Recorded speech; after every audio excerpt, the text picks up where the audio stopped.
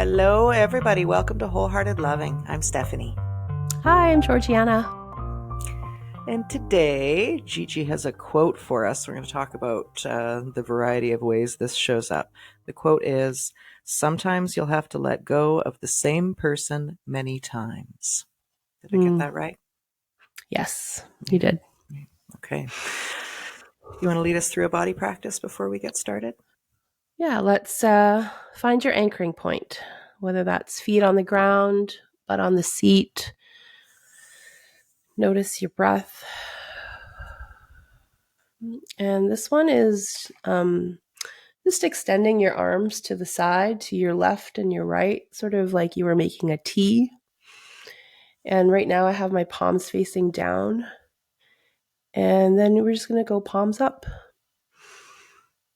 Be there for a full breath. And then palms down. You can just alternate and see if you can adjust your shoulders. Maybe that gives you a little bit of a nice opening or stretch. Just alternating palms up and palms down. If you want, you can always pair it with breath. So I could inhale with palms up, exhale, palms down, or vice versa. I like inhale, palms up. I notice that on the inhale and the palms up, I also lift my chin just a touch. So you could do that too if you like. And then just letting your body move in whatever way feels good. Ooh, lots of cracks. I heard lots of cracks. There's a qigongness about that to me that I notice. The lifting up and pushing down, energetic interaction there. That's cool. Yes, I love qigong, and I think I'm going to bring a bunch of that into priming the body for peace. Oh, very good. It'll be nice, yeah. Since you said that now, do you want to say a few words about this wonderful program that we're launching called Priming the Body for Peace? This has been something we've wanted to do for a long time. I mean, Stephanie and I are all about helping people and making a difference and using simple tools to help people make a difference. But I think what's been even bigger on our hearts is to be able to do something that's accessible to a lot of people. Because one-on-one counseling and therapy and coaching is not always accessible to people. And we both come from a background of working in the community for nonprofits. And I remember just such a big piece of what drives me is to be able to give back. And so I'm really excited that we created this program that is going to be super accessible for people and where you can use it in your home, in your workplace, out and about, doing everyday normal things and being able to build peaceful moments into your day using, what we focus on, using the words, how we speak to ourselves, using posture and movement. And what are some of the other things that we bring into that program? There's 6 of them. We got here focus, touch, movement, breath, posture, and words. Yes. We're going to bring all those components in a way that, I don't know, I think so is uniquely digestible. ours. Yeah. And practical, these are not lofty concepts that you need to understand. They're things that we walk you through in the place where you're going to be physically experiencing them so that your body has the practice building that. So simple. And they're things that are so simple that your kids could do. I remember once I was running a parent support group and I was teaching some of these tools to parents. And one of the parents, I've always been open. If your kids need to be around, that's okay. It's not a big deal. And one of the parents had her son there and she said, he's on the autism spectrum. Is that okay? I said, it's totally fine. And she was just amazed at how drawn he was to doing this practice that we were doing. And he was so thrilled that he could do it. And the mom was so thrilled that he could focus in that moment and that he felt such a deep sense of pride that he could connect to his body and his environment in such a simple way. And it was such a joy to see what a difference it made, a simple tool that she Yeah. could do in the morning while on a video call with her son running around in the background, and he could do it with her and they could both feel good. So we get to share tons of little things like that in priming the body for peace. And I'm excited about it. I'm excited too. Yeah. Okay, inadvertent sales pitch. Back on target. The target is I read a lot of things and they make me think a lot of things. Hmm. And so I thought it would be nice for us to chat about this one that says, sometimes you'll have to let go of the same person many different times. And I think for me, I have two different meanings I give to this quote, and you have another version of it for yourself. So I'm just excited to see what comes up from this conversation. Mm-hmm. It was funny when you were like, okay, here are the two things we could talk about this. I'm like, but it means something different to me. Um, Yes. what I first thought, what came flaring up for me with a bit of attitude when you read me this quote was, oh, not me. I'm not dealing with the same person. Once we're done, we're done. Goodbye. And then I was like, oh, you mean the avatar, the person who keeps coming back in different forms because I'm stuck in a relationship pattern. That person. That Right. person. Yeah. Yeah. So who has that person been for you? Who have you had to say goodbye to many, many times and fallen in love with many times and felt frustrated with many times? And it's essentially the same person And it's a that ghost figure leaves of the you sort of, past. yes, ghost figure of the past that leaves you having the similar emotional themes and energetic feel in those relationships, no matter who the person is. Yeah. For me, it's the person who can't accept or hold my feelings and who thinks that feelings are crazy. Mm. That's basically it.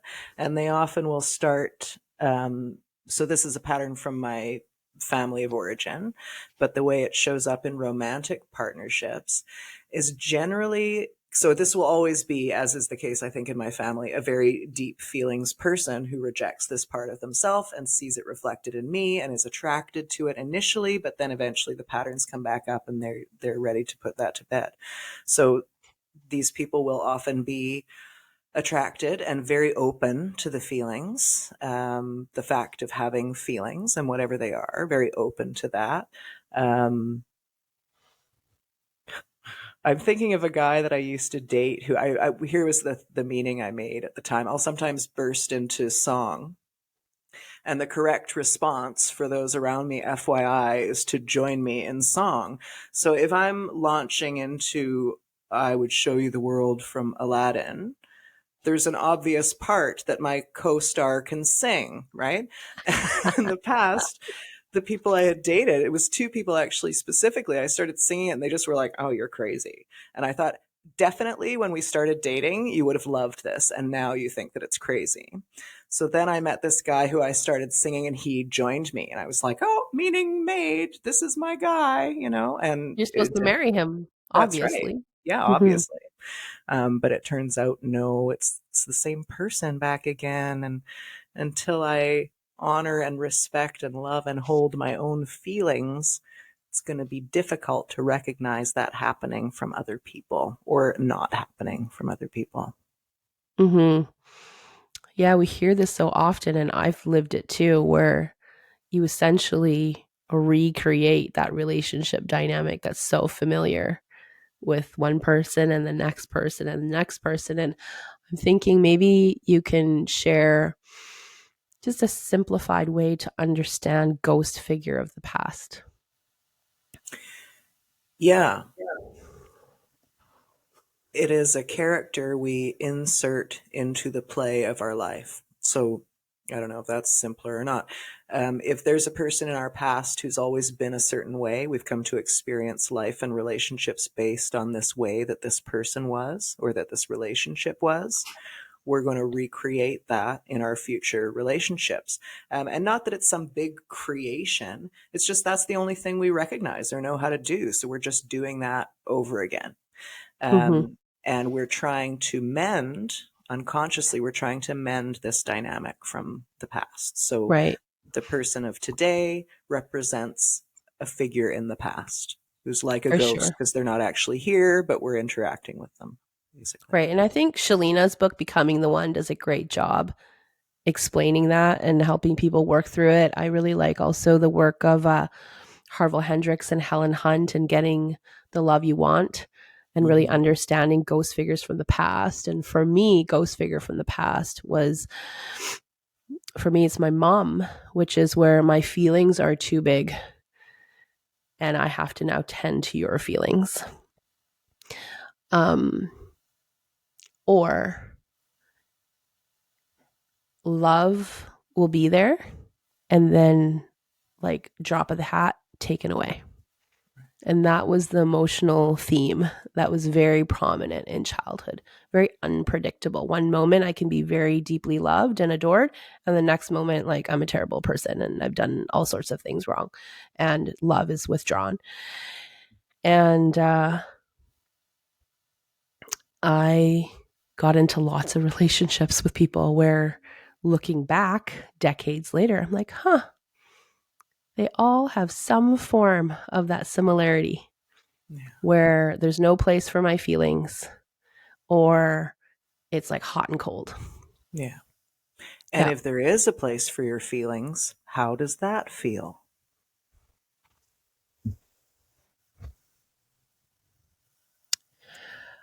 I'm trying to remember.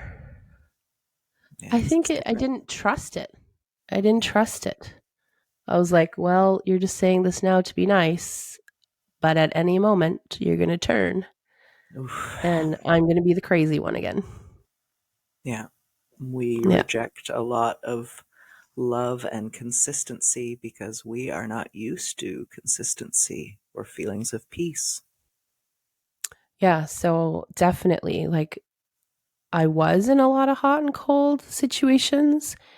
And also, there was probably more love in some of those situations than I could let fully come in Mm. because it never felt safe to let the love come in because it's just going to be taken away like unexpectedly all of the sudden soon. Yeah. So, yeah, Those are makes so, it hard to have a relationship function yeah. well. Yeah. Or to have a steady love, which is my favorite song of the week. Um, this is making me think of, and I used to feel this way too. Uh, a lot of people will come to us saying, well, aren't relationships boring? Like, if there's no drama, if there's no nonsense, then don't you get bored? And I Mm-hmm. remember really having that worry as well. That, Mm, this lovely, peaceful thing you're describing sounds kind of boring to me. for sure. It's a Um, big one. When people understand attachment theory, they mm, start to realize that that excitement is not actually excitement from a like grounded full up of love place. yeah, It's excitement, like it's sensations that we interpret as excitement because there's a panic element and a fear element involved, yeah, right? totally. Yeah. And And something this about makes, that, yeah. the getting comfortable with self, with peace, with comfort is challenging for people who are, running a lot of anxious stuff or a lot of dramatic attachment stuff.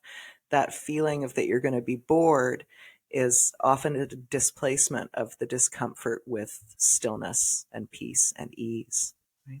For sure. Yeah. um it makes me think of, we could chat, I think we should chat about this in a longer episode sometime. But I'm curious whether you are open to sharing a little bit about one of our trips, earlier trips to go visit Shay on Salt Spring. It Yeah. was me and you. We were going to go head over there, and you had some concerns heading into this trip. Yeah. Yeah, it was completely this. I was like, well, you guys are just open and loving and relaxed. So what are we going to do? Like, what will happen? I don't know if I'm comfortable with this. I don't know how to just be still and accepted and for things to be lovely. Like, what will I do? I remember the feeling.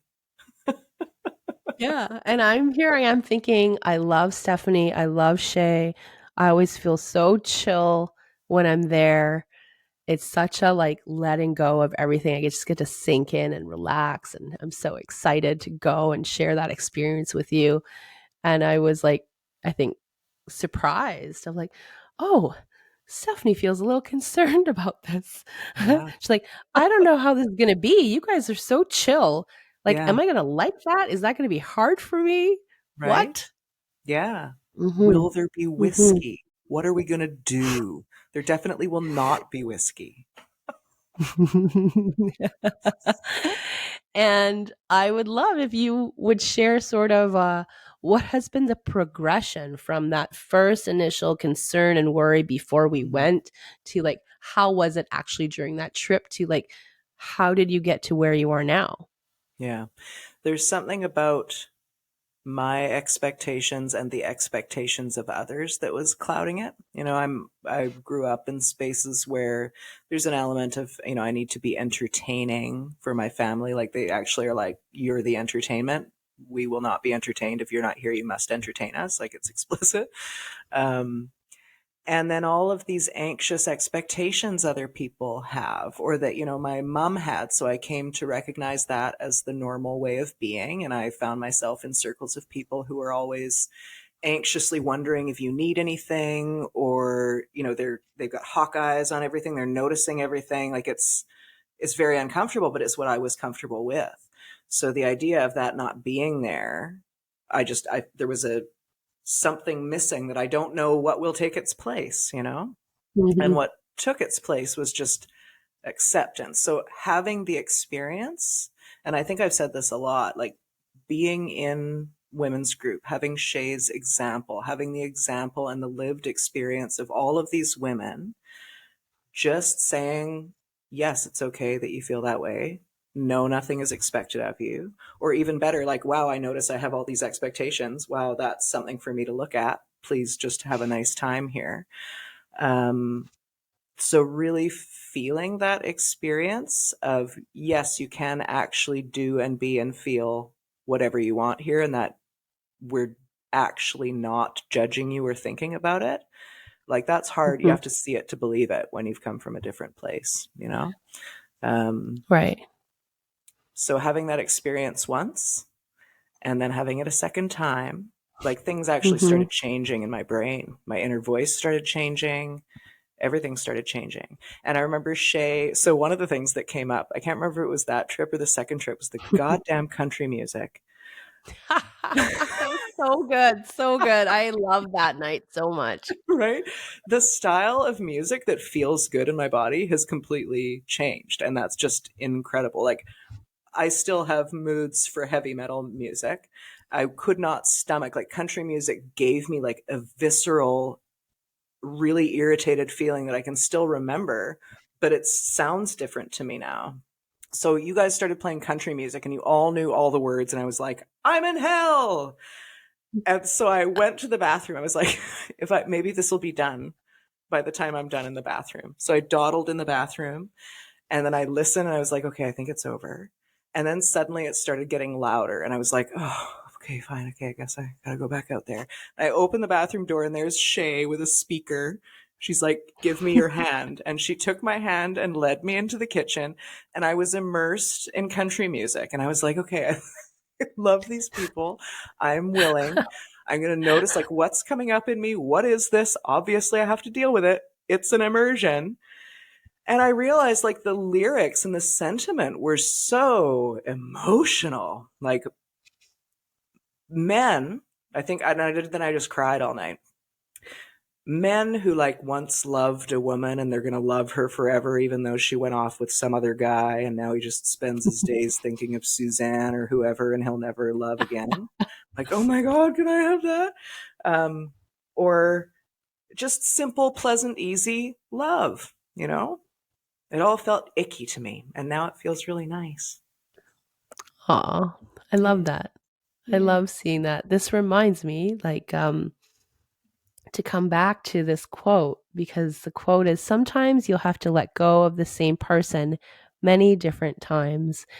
And this for me reminds me of how we do that in friendship and how you do that personally for yourself. Like an old version of you died, the one that could not or didn't think you could enjoy slowness and peacefulness and acceptance, died, and a new you emerged, right? An old part of you that like hated this, lovey-dovey stuff died, and a new part of you emerged or was allowed to come back up to surface. And you will have your own experience of that, I think, like having your death and rebirths personally.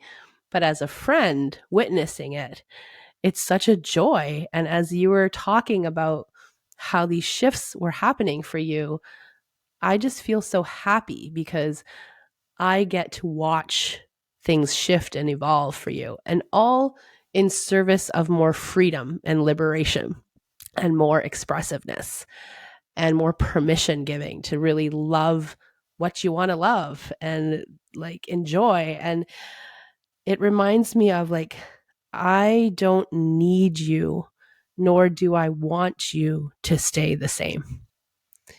And that's such a different way of looking at friendship. And that's such a different way of looking at our partners and romantic relationship of, you were this person when we started off and you have to stay the same. And I actually feel like it's so beautiful that there's space for two people to grow and evolve and delight in watching that happen. Mm-hmm. Yeah. Yeah. Yeah. We're going to, what is it, die 1,000 deaths in our relationship and be reborn 1,000 times. Mm-hmm. And so for me, it's a reminder in relationship, whether it's friendship or intimate relationship, do you give yourself permission to have parts of you die off and like birth something new? Do you give your partner and your friends permission to do the same? Not just permission, but do you support it? Do you welcome it? Mm-hmm. Are you a cheerleader for it? Are you excited for it? And also, can you hold your fear for it? Because you can be a supporter and excited and also fear change and Yeah. fear what that might mean for the changing of your dynamic. Right. You can be excited about change and grieve it at the same time. Yeah. Mm-hmm. Yeah. That's very sweet. Did Mm-hmm. you have a third association with this quote? I think really for me, oh yeah, I did actually. A big one. This one was just grieving the end of a relationship, someone who you thought would be your person. Mm. And like for some people, there's the point in a relationship where you sort of see the end coming and you already know, like, I'm going to have to let go of this person and this relationship dynamic as I know it. And then maybe there's that final decision moment for some people. And in my situation, that moment is not a definitive moment. It's a moment that drags on and it's unclear and it's murky and you've had to let go. But have you let go? And are you still a thing? And are you not a thing? And then when one thing I had to learn is, and I hear this often from people, is like, but I'm waiting for them to let me know if this is over. And I remember being in that situation and I thought, well, do I want it to be over? Is it over for me? Do I want to stay in this relationship dynamic? Is this fulfilling my needs? It wasn't even a question that crossed my mind in the Right. past. Yeah. It was just like, I'm sitting here loving you, hoping you love me, and you're going to tell me whether you still want to do this or not. Yeah. Eyes on the prize. Yeah. Right. Yeah. And so a big learning for me was to check in with myself. Like, does this still light me up? If Yeah. nothing were to change, does this light me up? Is this what I want to sign up for more of? Mm-hmm. And it's funny because when I ask myself those questions in hindsight, the answer's glaringly obvious. Like, Yeah. no, I do not want more of this. But Right. here I was just waiting for someone else to decide whether we were still a thing or not. Yeah. And when I finally accepted that this is not a thing anymore, there's so much grieving and letting go, right? Of your dream, of the person, of what you envisioned together. And it's a process. And then you hear a song, and then you drive past a restaurant you went to, and then there's an event that you were once going to go to together, and just having to let go more So a each thousand, one of this those is what times. you're meaning, is that Yeah. you're saying goodbye to this person all those times. Yeah. All those times. And I remember Mhm. I've had to say goodbye so many times because there's so many memories in so many places. Yeah. And I learned to be really gentle with myself when I would be at a place or hear a song or look at a book or like see an orange, like because we have this thing with oranges and just let it be okay that there was a sadness and a missing and a grieving moment, and that I also don't have to make it bigger than it is. It was just a hand on my heart, like, oh yeah, in this moment I'm reminded of that connection and it was special to me, and it doesn't exist in that form anymore and I feel sad. Yeah. And then I carry on and I focus on something different because I don't want to swirl around in that place, which I did for a long time. Um, and probably, let me see, I'm bringing this quote up again. Sometimes you'll have to let go of the same person many different times. I'm going to share something a little bit morbid, but it really does illustrate how we're just presented in life. If you're out there living your life, there's going to be many things that remind you of who and what you're grieving. And split up with one person. Daryl died. We had CRT that was every week. We had women's group that was every week. There was a way I would drive. The most direct way to drive to both of these things was down one particular street in our city. And I knew heading into this drive that on one side of the road would be where my ex lived. The other side is where another ex, Daryl, died and was in the morgue. And I remember asking myself, is this a good idea? Like, do I want to drive down here twice tonight, like there and back and past this spot? And I was at a time where I had enough regulation tools and I felt ready, and I didn't, there's nothing wrong with taking a different route. But I felt at that time, I'm like, no, I think that I'm okay feeling the things that are going to come up for me. And I have ways of anchoring, in the car where I won't get sucked up and taken away to different places because of this. So I said, I just want to practice. I want to practice and notice what comes up for me, sensations, emotions, thoughts. And I did that a lot. I practiced a lot. And for months, there would always be a thing. I would always anticipate a few blocks before. I'd be like, okay, it's about to happen. And then over the course of time, it became softer and sweeter. And there were like gratitude moments, right? I'd sort of like wave out the window on both sides or whatever, and just acknowledge that these were significant people in my life. And it's also okay to be in this space. I'm not taken into all these spirals of negative thinking and overwhelm anymore. And but it was a lot of moments of letting people go on those drives every week. Yeah. Right. Powerful stuff. Will Nope. you walk us through a practice designed to make a bit of space for those feelings, welcoming those challenging feelings, and then shifting our focus? Mm, yep. Okay. So let's feel your anchoring point, whether that's your feet or your butt on the chair. And notice your breath. And you can bring to mind something that, not a 10 out of 10, but maybe a 6 or 5 out of 10 that stirs up some tenderness for you.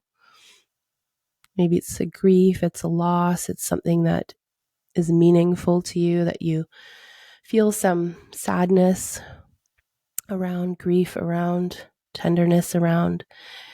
And just notice where in your body you feel that sensation, if you do notice a sensation. And if you'd like, you can place a hand on your body on that particular area. If it's not obvious to you, any sensation, that's okay. Just place a hand on your body somewhere that brings you comfort.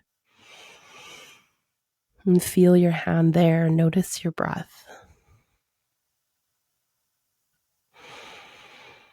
And you might want to say something like this: hello, tender feelings, I feel you there. Right? Or you might describe the sensations, hello, tightness in my chest, I feel you there. And it makes sense that you're there because this was something important to me. And just be there for a breath. And I'm going to learn to hold you and be with you gently. Notice how that feels to say those things. If you said them in your mind, I'd encourage you to practice saying them out loud and notice what feels the same or different to say them out loud instead of in your head.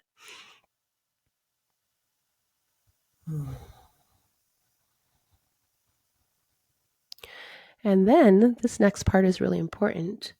And right now, something I want to focus on is. So use that prompt, say that out loud. And right now, something I want to focus on or something I want to shift my focus to. And I want you to choose something that you can actually visually turn and look at. So I might say, and right now I'm choosing to look at the paper flowers that the kids made at school for an art project. And look at that thing and feel your anchoring point again and be there for a full breath.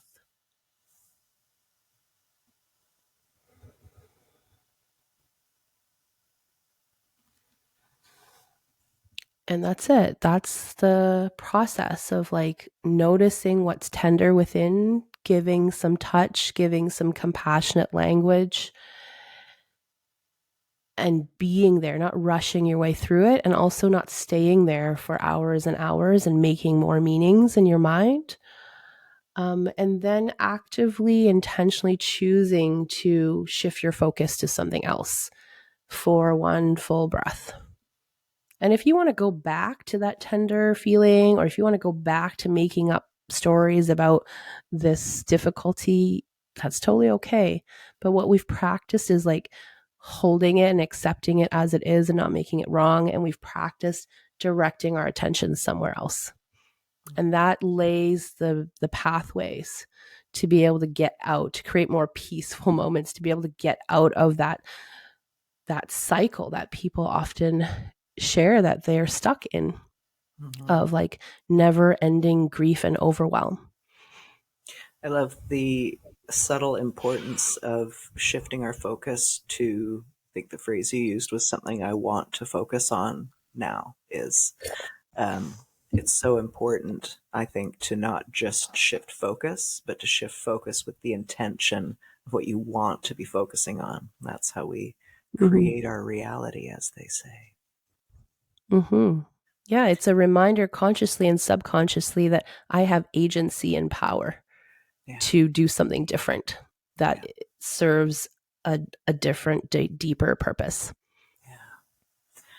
I want to report my mind because I think what just came up for me is pretty useful and really shows you how pervasive our programming is.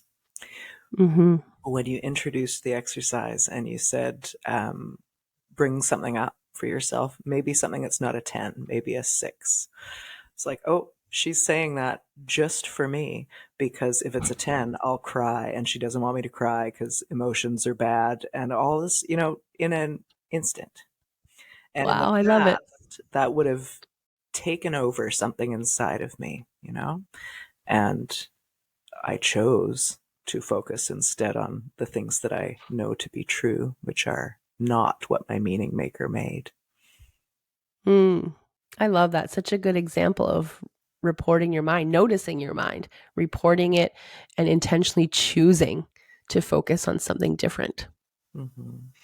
Yeah. And as I hear you say it, I'm like, wow, that didn't cross my mind at all. Right? Yeah.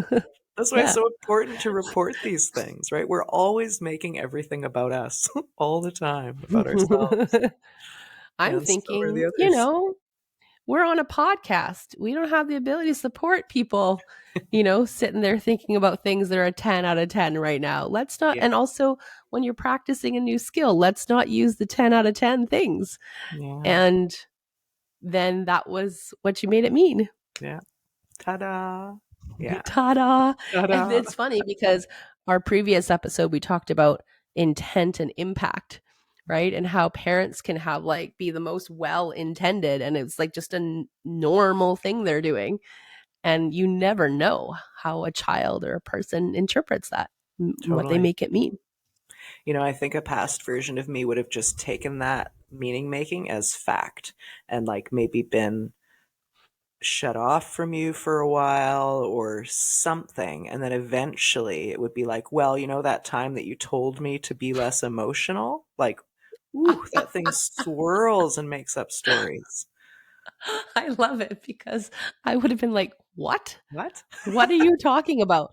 But I think this dynamic just shows how often this happens, Yeah. how common this is, Yeah. where you would pull away and I probably would notice something and be like, oh, Steph seems a bit off, but she didn't say anything and maybe it's fine. And then if I had that strong meaning maker, I'd be like, Yeah. oh, maybe I did something wrong. But Yeah. should I say something? Should I not say something? Am I making it into a big deal? And maybe it's not. And all these things. And you're right. One day you might say, that time you told me I was too much, Yeah. I that did my what? feelings were not welcome. Right. Yeah. Yeah. Amazing. Thanks, And I would Gigi. have said, what? What are you talking about? Oh, you mean that time when I said, choose something that's a 6 out of 10? Yeah. Okay. And we remember things said in different words, really powerful, that meaning maker. Yeah. I Yeah. love it. That's awesome. Anything else you want to say before we sign off? um just be gentle with yourself, right? Letting go of people or dreams or visions can be sad and also very liberating. Mm-hmm. Okay. Yeah. Well, everybody, thank you again for joining us. Please do follow, and subscribe if you haven't already. And if something we've said here today has been helpful for you, please share with somebody that you care about. And we'll see you next time. See you next time. Bye. Bye.